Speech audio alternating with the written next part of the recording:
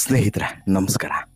ಇದು ಪ್ರಕರಣದಲ್ಲಿ ಅತಿ ದೊಡ್ಡ ಟ್ವಿಸ್ಟ್ ಅಂತ ಹೇಳಿದ್ರೆ, ಇದು ನಿಜವಾದಂತಹ ತಿರುವು ಅಂತ ಹೇಳಿದ್ರೆ, ಇದು ನಿಜವಾದಂತಹ ಕೌಂಟ್ರು ಅಂತ ಹೇಳಿದ್ರೆ, ಹೌದು, ಪ್ರಜ್ವಲ್ ರೇವಣ್ಣ ಪೆನ್ಡ್ರೈವ್ ಪ್ರಕರಣ ಕ್ಷಣಕ್ಕೂ ಕೂಡ ಬೇರೆ ಬೇರೆ ಡೆವಲಪ್ಮೆಂಟನ್ನು ಪಡಿತಿದೆ, ಬೇರೆ ಬೇರೆ ತಿರುವುಗಳನ್ನು ಪಡಿತಿದೆ, ಟ್ವಿಸ್ಟ್ಗಳನ್ನು ಪಡಿತಿದೆ.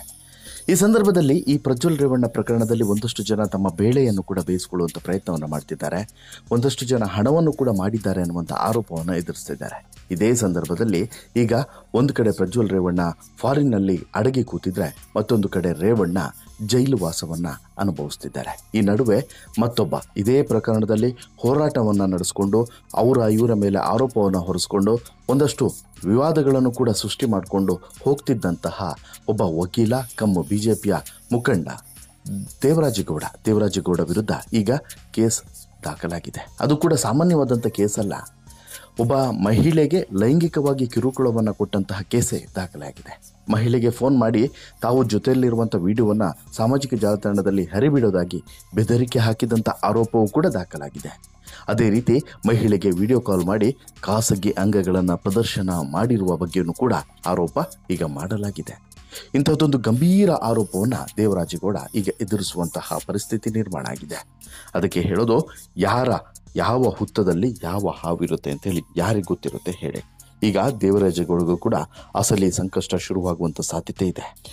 ಇದು ಯಾರೋ ಒಬ್ಬರು ಅವರು ಇವರು ಕಾಂಜಿ ಪಿಂಜಿಗಳು ಹೇಳ್ತಿರುವಂಥ ಆರೋಪಗಳಲ್ಲ, ಅಥವಾ ರಾಜಕೀಯ ಉದ್ದೇಶಕ್ಕೆ ಬಂದಂತಹ ಆರೋಪವೂ ಅಲ್ಲ, ಅಥವಾ ರಾಜಕಾರಣಿಯಿಂದ ಬಂದಂಥ ಆರೋಪವೂ ಅಲ್ಲ. ಸ್ವತಃ ಸಂತ್ರಸ್ತೆ ದೂರನ್ನು ಕೊಟ್ಟಿರುವುದು. ಈ ದೂರಿನ ಅನ್ವಯನೇ FIR ಕೂಡ ದಾಖಲಾಗಿದೆ. ಹಾಗಾದರೆ ಈ FIRನಲ್ಲಿ ಉಲ್ಲೇಖ ಆಗಿರುವಂಥ ಮತ್ತು ದೂರಿನಲ್ಲಿ ಉಲ್ಲೇಖ ಆಗಿರುವಂಥ ಪ್ರಮುಖ ಅಂಶಗಳೇನು? ದೇವರಾಜೇಗೌಡ ಮೇಲೆ ಇಂಥದ್ದೊಂದು ದೂರನ್ನು ಕೊಟ್ಟಂಥ ಆ ಮಹಿಳೆ ಯಾರು?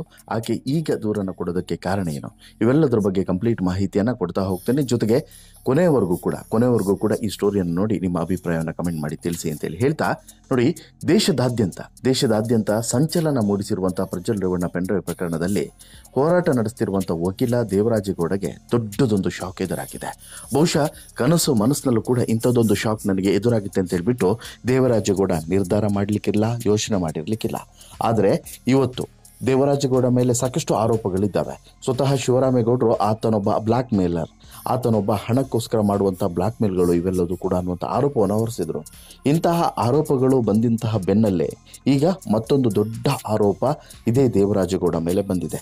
ಇದಕ್ಕೂ ಮತ್ತು ಪ್ರಜ್ವಲ್ ರೇವಣ್ಣ ಮೇಲೆ ಬಂದಿರುವಂಥ ಆರೋಪಕ್ಕೂ ಹೆಚ್ಚು ಡಿಫರೆನ್ಸ್ ಏನು ಕಾಣಿಸ್ತಿಲ್ಲ ಅನ್ನೋದು ಮಾತ್ರ ವಾಸ್ತವ. ಇದಕ್ಕೆ ಪೂರಕವಾಗಿ ಈಗಾಗಲೇ FIR ಕೂಡ ದಾಖಲಾಗಿದೆ ದೇವರಾಜೇಗೌಡ ವಿರುದ್ಧವಾಗಿ. ಹೌದು, ಮಹಿಳೆಯೊಬ್ಬಳಿಗೆ ಲೈಂಗಿಕ ದೌರ್ಜನ್ಯ ನೀಡಿದಂಥ ಆರೋಪದ ಅಡಿಯಲ್ಲಿ FIR ದಾಖಲಾಗಿದೆ. 10 ತಿಂಗಳ ಹಿಂದೆ ಪರಿಚಯವಾಗಿದ್ದಂಥ ಮಹಿಳೆ ಮೇಲೆ ಲೈಂಗಿಕ ದೌರ್ಜನ್ಯವನ್ನು ಎಸಗಿದ್ದಾರೆ ಅನ್ನುವಂಥ ಆರೋಪ ಕೇಳಿಬಂದಿದೆ. ಪತಿಯು ಮಾಲೀಕತ್ವದ ಸೈಟ್ ವಿಚಾರವಾಗಿ ದೇವರಾಜೇಗೌಡ ಅವರನ್ನು ಸಂತ್ರಸ್ತ ಮಹಿಳೆ ಭೇಟಿಯಾಗಿದ್ರಂತೆ. ಆ ಪರಿಚಯವನ್ನು ದುರ್ಬಳಕೆ ಮಾಡಿಕೊಂಡು ವಾಟ್ಸಪ್ ಕರೆ ಮಾಡಿ ಕಿರುಕುಳವನ್ನು ನೀಡ್ತಾ ಇದ್ದ ಅನ್ನುವಂಥ ಆರೋಪ ದೇವರಾಜು ಮೇಲೆ ಕೇಳಿಬಂದಿದೆ. ಅದೇ ರೀತಿ ಲೈಂಗಿಕವಾಗಿ ಬಳಸಿಕೊಂಡಿರುವಂಥ ಆರೋಪವೂ ಕೂಡ ಈತನ ಮೇಲೆ ಕೇಳಿಬಂದಿದೆ. ಅಷ್ಟು ಮಾತ್ರವಲ್ಲ, ಮಹಿಳೆಗೆ ಫೋನ್ ಮಾಡಿ ತಾವು ಜೊತೆಯಲ್ಲಿರುವಂಥ ವಿಡಿಯೋವನ್ನು ಸಾಮಾಜಿಕ ಜಾಲತಾಣದಲ್ಲಿ ಹರಿಬಿಡೋದಾಗಿಯೂ ಕೂಡ ಬೆದರಿಕೆ ಹಾಕಿದಂಥ ಆರೋಪವೂ ಕೂಡ ದಾಖಲಾಗಿದೆ. ಅದೇ ರೀತಿ ಮಹಿಳೆಗೆ ವಿಡಿಯೋ ಕಾಲ್ ಮಾಡಿ ತನ್ನ ಖಾಸಗಿ ಅಂಗಗಳನ್ನು ಪ್ರದರ್ಶನ ಮಾಡಿ ಆಕೆಗೂ ಕೂಡ ತನ್ನ ಖಾಸಗಿ ಅಂಗವನ್ನು ಪ್ರದರ್ಶನ ಮಾಡುವಂತೆ ಹೇಳಿದ್ದ ಅನ್ನುವಂಥ ಆರೋಪವೂ ಕೂಡ ಈ ದೂರಿನಲ್ಲಿ ಇದೆ. ತಾನು ಹೇಳಿದ ಹಾಗೆ ಕೇಳಬೇಕು, ಇಲ್ಲದೆ ಹೋದರೆ ಪತಿಯ ಜೀವಕ್ಕೆ ಅಪಾಯ ತರೋದಾಗಿ ತಂದೊಡ್ಡೋದಾಗಿಯೂ ಕೂಡ ದೇವರಾಜೇಗೌಡ ಬೆದರಿಕೆಯನ್ನು ಹಾಕಿದ್ದ ಅನ್ನುವಂಥ ವಿಚಾರವನ್ನು ಕೂಡ ಇಲ್ಲಿ ಉಲ್ಲೇಖಿಸಿದ್ದಾರೆ. ಇನ್ನು ತನ್ನ ಬೆಂಬಲಿಗರನ್ನು ಕಳಿಸಿ ಜೀವ ಬೆದರಿಕೆ ಹಾಕಿದ್ದಂಥ ಆರೋಪವೂ ಕೂಡ ಕೇಳಿಬಂದಿದೆ. ಹಲವಾರು ಆರೋಪಗಳ ಮೇಲೆ ದೂರು ದಾಖಲಾಗಿದೆ. ಹೊಳೆನರಸೀಪುರ ಟೌನ್ ಪೊಲೀಸ್ ಠಾಣೆಯಲ್ಲಿ ಈ FIR ದಾಖಲಾಗಿದ್ದು, ಈ ಕುರಿತು ಈಗ ವಿಚಾರಣೆ ನಡೆಯುವಂಥ ಹಂತಕ್ಕೆ ಶುರುವಾಗಿದೆ. ಜೊತೆಗೆ SITಗೆ ಈ ಪ್ರಕರಣ ವರ್ಗವಾಗುವಂಥ ಸಾಧ್ಯತೆಯೂ ಕೂಡ ಇದೆ. ಯಾಕಂತ ಹೇಳಿದರೆ ಈಗಾಗಲೇ ಪ್ರಜ್ವಲ್ ರೇವಣ್ಣ ಪ್ರಕರಣ ರಾಷ್ಟ್ರ ಮಟ್ಟದಲ್ಲಿ ಸದ್ದಾಗ್ತಿದೆ. ರಾಜ್ಯ ಸರ್ಕಾರದಲ್ಲೂ ಕೂಡ ಈಗ ಗಂಭೀರ ಕ್ರಮಗಳನ್ನು ತೆಗೆದುಕೊಳ್ಳುವಂಥ ಎಚ್ಚರಿಕೆಯನ್ನು ಕೊಡಲಾಗಿದೆ. ಹೀಗಾಗಿ ಇಲ್ಲಿ ಖಾಸಗಿ ಸುದ್ದಿವಾಹಿನಿ ಟಿವಿಯಲ್ಲಿ ಸಂತ್ರಸ್ತ ಮಹಿಳೆ ದೇವರಾಜೇಗೌಡರಿಂದ ಆಗಿರುವಂಥ ಅನ್ಯಾಯದ ಬಗ್ಗೆ ಸಂದರ್ಶನದಲ್ಲಿ ಎಳೆಯಾಗಿ ಬಿಚ್ಚಿಟ್ಟಿದ್ದಾರೆ. ನೊಂದ ಸಂತ್ರಸ್ತೆ ಹೇಳುವ ಪ್ರಕಾರ ದೇವರಾಜೇಗೌಡ ವಿರುದ್ಧ ಹಾಸನದ ಜಿಲ್ಲೆಯಲ್ಲಿ ದೂರನ್ನು ನೀಡಿದ್ದಾನೆ. ಜೊತೆಗೆ ವಿಡಿಯೋ ಕಾಲ್ ಮಾಡಿ ಖಾಸಗಿ ಅಂಗಾಂಗ ಪ್ರದರ್ಶಿಸಿ ಲೈಂಗಿಕ ಚೇಷ್ಟೆಯನ್ನು ಮಾಡಿದ್ದಾರೆ ಅಂತಲೂ ಕೂಡ ಹೇಳಿಕೊಂಡಿದ್ದಾರೆ. ಜೊತೆಗೆ ವಿಕೃತವಾಗಿ ಆತನು ಕೂಡ ವರ್ತಿಸ್ತಿದ್ದ ಅನ್ನೋದನ್ನು ಈ ದೂರಿನಲ್ಲಿ ಉಲ್ಲೇಖ ಮಾಡಿದ್ದಾರೆ. ಹೀಗಾಗಿ ಸೂಕ್ತ ಕಾನೂನು ಕ್ರಮವನ್ನು ತೆಗೆದುಕೊಳ್ಳಬೇಕು ಅನ್ನುವಂತಹ ಮನವಿಯನ್ನು ಕೂಡ ಪೊಲೀಸ್ ಇಲಾಖೆಗೆ ಮಾಡಿದ್ದಾರೆ. ಬಟ್ ಇಲ್ಲಿ ಗಮನಿಸಬೇಕಾಗಿರುವಂಥ ಅಂಶ ಏನಂತ ಹೇಳಿದ್ರೆ, ದೇವರಾಜೇಗೌಡ ಅಸಲಿಗೆ ನಿಜವಾಗ್ಲೂ ಕೂಡ ಈ ರೀತಿ ವರ್ತನೆಯನ್ನು ಮಾಡಿದ್ದಾನ ಅನ್ನುವಂಥದ್ದು. ಜೊತೆಗೆ ಇದು ಫೇಕ್ ಕಂಪ್ಲೇಂಟಾ, ನಿಜವಾದಂಥ ಕಂಪ್ಲೇಂಟಾ? ಸಾಮಾನ್ಯವಾಗಿ 1-2 ಓಕೆ, ಮತ್ತು ಈ ರೀತಿ ಸಾಲು ಆರೋಪಗಳು ಕೇಳ್ತಾ ಬರ್ತಾ ಇರೋದು ಇದು ಸ್ವಲ್ಪ ಟೆನ್ಷನ್ಸ್ಗೆ ಹೆಚ್ಚಾಗಿದೆ. ಈಗ ಈ ವಿಚಾರದಲ್ಲೂ ಕೂಡ ಈ ದೇವರಾಜೇಗೌಡನ ಲೈಂಗಿಕ ಕಿರುಕುಳದ ವಿಚಾರದಲ್ಲೂ ಕೂಡ ಅದೇ ರೀತಿ ಅನುಮಾನಗಳು ಕೂಡ ಇದ್ದಾವೆ. ಜೊತೆಗೆ ಚಾನ್ಸಸ್ ಕೂಡ ಇರಬಹುದು ಅನ್ನುವಂತಹ ಒಂದಷ್ಟು ಅಭಿಪ್ರಾಯಗಳು ಕೂಡ ವ್ಯಕ್ತವಾಗ್ತಿದ್ದಾವೆ. ಇನ್ನೊಂದು ಕಡೆ ಸಹಜವಾಗಿ ದೇವರಾಜೇಗೌಡ ಹೇಳ್ತಾನೆ, ಇಲ್ಲ ಇದು ನನ್ನ ವಿರುದ್ಧದ ಷಡ್ಯಂತ್ರ, ನಾನು ಇಷ್ಟೆಲ್ಲ ಮಾಡ್ತಾ ಇದ್ದೀನಲ್ಲ ಇಲ್ಲಿ, ಅದಕ್ಕೋಸ್ಕರ ನನ್ನನ್ನು ತೇಜೋವಧೆ ಮಾಡಬೇಕು ಅನ್ನೋಂಥ ಕಾರಣಕ್ಕೋಸ್ಕರ ಹೀಗೆಲ್ಲ ಮಾಡ್ತಾ ಇದ್ದಾರೆ, ಇದರಲ್ಲಿ ಯಾವುದೇ ರೀತಿಯಾದಂಥ ಹುರುಳಿಲ್ಲ ಅಂಥೇಳಿ ಹೇಳ್ತಾರೆ. ಬಟ್ ಆದರೆ ಅಷ್ಟು ಸುಲಭವಾಗಿ ಸುಮ್ಮನೆ ಯಾರಾದರೂ ಮಹಿಳೆ ಬಂದು FIR ದಾಖಲುಪಡಿಸ್ತಾರಾ ಅಥವಾ ದೂರನ್ನು ಕೊಡ್ತಾರಾ ಅನ್ನೋದು ಕೂಡ ಈಗಿರುವಂಥ ಪ್ರಶ್ನೆ. ಯಾಕಂತ ಹೇಳಿದ್ರೆ ಸುಮಾರು ಒಂದು 6 ತಿಂಗಳಿನಿಂದ ಪೆನ್ ಡ್ರೈವ್ ಇಟ್ಕೊಂಡು ದೇವರಾಜೇಗೌಡ ಶೋ ಆಫ್ ಮಾಡ್ತಾ ಇದ್ನ. ಹಾಗಾದರೆ ಇಷ್ಟು 6 ತಿಂಗಳಿನಿಂದ ಏನೆಲ್ಲ ಮಾಡ್ತಾ ಈ ಪೆನ್ ಡ್ರೈವ್ನಿಂದ? ಜೊತೆಗೆ ಇವತ್ತು ಅಷ್ಟು ಮಹಿಳೆಯರ ನೋವನ್ನು ಆಲಿಸಿದಂಥ ದೇವರಾಜೇಗೌಡ, 2900 ಮಹಿಳೆಯರ ನೋವನ್ನು ಆಲಿಸಿದಂಥ ದೇವರಾಜೇಗೌಡ ಈ ಪ್ರಕರಣದಲ್ಲಿ ರಾಜಕೀಯ ಲಾಭವನ್ನು ಪಡಿಬೇಕು ಅನ್ನುವಂಥ ಉದ್ದೇಶದಿಂದ ಅವರ ಮೇಲೆ ಇವರ ಮೇಲೆ ಆರೋಪವನ್ನು ಹೊರಿಸ್ಕೊಂಡು ಜಾರಿಕೊಳ್ಳುವಂಥ ಯತ್ನವನ್ನು ಮಾಡುತ್ತಿದ್ದ. ಜೊತೆಗೆ ಇಲ್ಲಿ ಆರಾಮಾಗಿ ಇವೆಲ್ಲದೂ ಕೂಡ ಮಾಡಿದ್ದು DKಶಿ ಅಂತ ಹೇಳ್ಬಿಟ್ಟು ಸಾರಾಸಗಟಾಗಿ ಹೇಳಿದ್ರಿಂದ ಬಹುಶಃ ಇವತ್ತು ದೇವರಾಜೇಗೌಡಗೆ ತನ್ನ ಮೇಲಿನ ಕಂಪ್ಲೇಂಟ್ಸ್ಗಳು, ತನ್ನ ಮೇಲಿರುವಂತಹ ಆಪಾದನೆಗಳು ಕೂಡ ಮೇಲೆ ಬರಬಹುದು ಅಂತ ಹೇಳ್ಬಿಟ್ಟು ಗೊತ್ತಿರಲಿಕ್ಕಿಲ್ಲ. ಇವತ್ತು ಆ ಕೆಲಸವೂ ಕೂಡ ಆಗಿದೆ. ದೇವರಾಜೇಗೌಡನ ನಿಜವಾದಂಥ ಬಂಡವಾಳ ಹೊರಗಡೆ ಬರುವಂಥ ಚಾನ್ಸಸ್ ಇದೆ.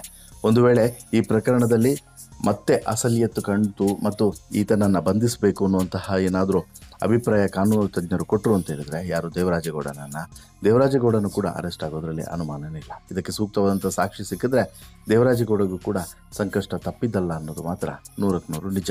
ಬಟ್ ಕ್ಷಣಕ್ಕೂ ಕೂಡ ಈ ಬದಲಾವಣೆ ಆಗ್ತಿರುವಂತಹ ಡೆವಲಪ್ಮೆಂಟ್ಗಳು, ಜೊತೆಗೆ ಈ ದೇವರಾಜೇಗೌಡ ಮೇಲೇ ಈಗ FIR ಆಗಿರುವಂಥದ್ದು, ಇದು ಬಹುಶಃ ಈ ಪ್ರಕರಣಕ್ಕೆ ಅತಿ ದೊಡ್ಡ ಟರ್ನ್ ಆಗ್ಬೋದು. ಜೊತೆಗೆ ಪ್ರತಿ ಬಾರಿಯೂ ಕೂಡ ಇಲ್ಲಿ ಹಣವನ್ನು ಪಡೆದು ಈತ ಈ ರೀತಿಯಾದಂಥ ಡೀಲಿಂಗ್ಗಳನ್ನು ಮಾಡ್ತಾ ಇದ್ನ, ಈ ರೀತಿಯಾದಂಥ ಪ್ರಶ್ನೆಗಳು ಕೂಡ ಇದ್ದಾವೆ. ಹೀಗಾಗಿ ಇವೆಲ್ಲದಕ್ಕೂ ಕೂಡ ಉತ್ತರ ಸಿಗಬೇಕು ಅಂತ ಹೇಳಿದರೆ ಬಹುಶಃ ಹೊಳೆನರಸೀಪುರ ಟೌನ್ ಪೊಲೀಸ್ ಠಾಣೆಯಿಂದ SITಗೆ ಈ ಕೇಸ್ ವರ್ಗಾವಣೆ ಆಗಬೇಕು.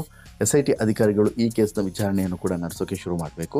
ಆಗ ಆ ಸಂತ್ರಸ್ತೆಯ ಹೇಳಿಕೆ ಮತ್ತು ಆ ಸಂತ್ರಸ್ತೆ ಕೋರ್ಟ್ನ ಮುಂದೆ ಬಂದು 164 ಸ್ಟೇಟ್ಮೆಂಟ್ನಲ್ಲಿ ಕೊಡುವಂಥ ಹೇಳಿಕೆ ಇವೆರಡು ಮ್ಯಾಚ್ ಆಯಿತು ಅಂತ ಹೇಳಿದ್ರೆ ಅಲ್ಲಿಗೆ ದೇವರಾಜೇಗೌಡಗೂ ಕೂಡ ಸಂಕಷ್ಟ ಕಟ್ಟಿಟ್ಟ ಬುತ್ತಿ ಅನ್ನೋದು 100% ಸತ್ಯ. ಇದರ ಜೊತೆಗೆ ಕುಮಾರಸ್ವಾಮಿ ಬಗ್ಗೆನೂ ಕೂಡ ಈಗ ಸಾಕಷ್ಟು ಆರೋಪಗಳು ಕೇಳಿ ಬರ್ತಿದ್ದಾವೆ. ಅದ್ರ ಬಗ್ಗೆನೂ ಕೂಡ ನಿಮಗೆ ಮುಂದಿನ ಸ್ಟೋರಿಯಲ್ಲಿ ಮಾಹಿತಿಯನ್ನು ಕೊಡ್ತಾ ಹೋಗ್ತೀನಿ. ಅದಕ್ಕೋಸ್ಕರ ತಪ್ಪದೆ ನೀವು ನಮ್ಮ ಚಾನಲನ್ನು ಸಬ್ಸ್ಕ್ರೈಬ್ ಮಾಡಿ ಇಟ್ಕೊಳ್ಳಿ. ಜೊತೆಗೆ ಬೆಲ್ ಐಕಾನನ್ನು ಪ್ರೆಸ್ ಮಾಡೋದ್ರ ಮೂಲಕ ಮುಂದಿನ ಎಲ್ಲ ಸ್ಟೋರಿಗಳ ನೋಟಿಫಿಕೇಷನನ್ನು ಪಡಿಬಹುದು. ಹಾಗೆಯೇ ಈ ಸ್ಟೋರಿ ಬಗ್ಗೆ ನಿಮಗೇನು ಅನಿಸ್ತು ದಯವಿಟ್ಟು ಕಮೆಂಟ್ ಮಾಡಿ ತಿಳಿಸಿ. ಜೊತೆಗೆ ಈ ಸ್ಟೋರಿ ಇಷ್ಟ ಆಯಿತು ಅಂತ ಹೇಳಿದ್ರೆ ಲೈಕ್ ಮಾಡಿ, ಶೇರ್ ಮಾಡಿ, ಚಾನಲ್ಗೆ ಸಬ್ಸ್ಕ್ರೈಬ್ ಆಗೋದನ್ನು ಮರಿಬೇಡಿ. ಧನ್ಯವಾದ.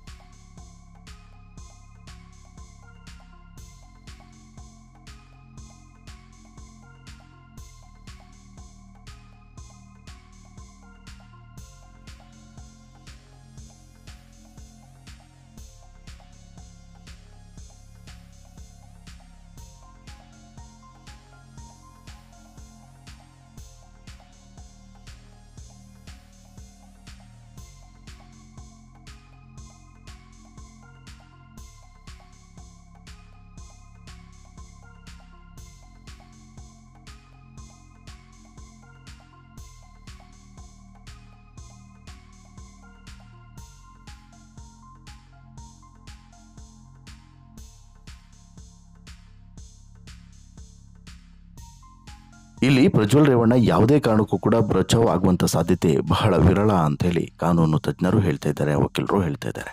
ಯಾಕಂತ ಹೇಳಿದ್ರೆ ಇಲ್ಲಿ ದಾಖಲಾಗಿರುವಂತಹ ಎಲ್ಲ ಪ್ರಕರಣಗಳು ಕೂಡ ಅತ್ಯಂತ ಗಂಭೀರವಾಗಿದೆ. ಈ ಪ್ರಕರಣದಲ್ಲಿ ಪ್ರಜ್ವಲ್ ರೇವಣ್ಣನನ್ನು ಬಿಡುವಂತಹ ಮಾತೇ ಇಲ್ಲ ಅಂಥೇಳಿ ಇಲ್ಲಿ ಸ್ಪಷ್ಟವಾಗಿ ಹೇಳ್ತಾ ಇದ್ದಾರೆ. ಹೀಗಾಗಿ ಪ್ರಜ್ವಲ್ ರೇವಣ್ಣಗೆ ಮತ್ತಷ್ಟು ಸಂಕಷ್ಟಗಳು ಎದುರಾಗೋದು ಮಾತ್ರ ಖಚಿತ. ಈ ಮೂಲಕ ಪ್ರಜ್ವಲ್ ರೇವಣ್ಣಗೆ ಈ 2ನೇ FIR ಇದೆಯಲ್ಲ, ಇದು ಉರುಳಾಗುತ್ತೆ ಅನ್ನೋದು ಮಾತ್ರ 100% ಸತ್ಯ ಅಂತೇಳಿ ಅನಿಸುತ್ತೆ.